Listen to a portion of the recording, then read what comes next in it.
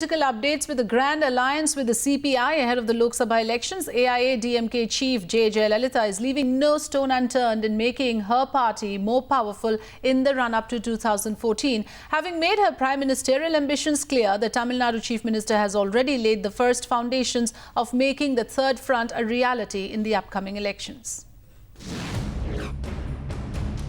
Her national ambitions are not a secret.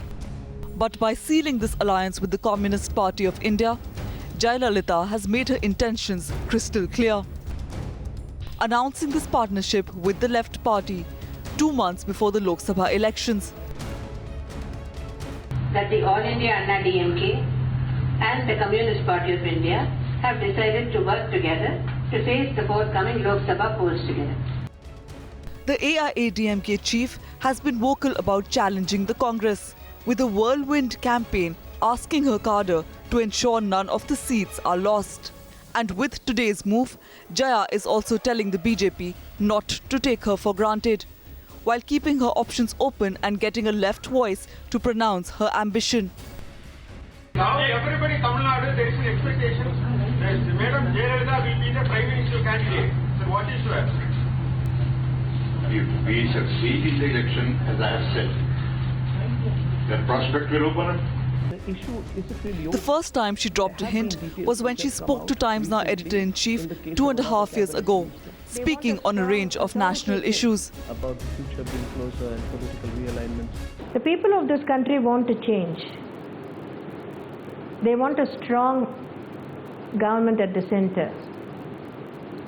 They want a strong, authoritative government at the center. They want a government which will have a no-nonsense approach towards corruption.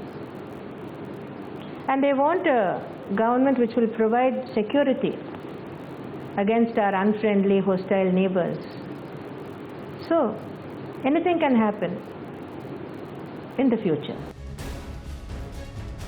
As satraps maneuver ahead of 2014,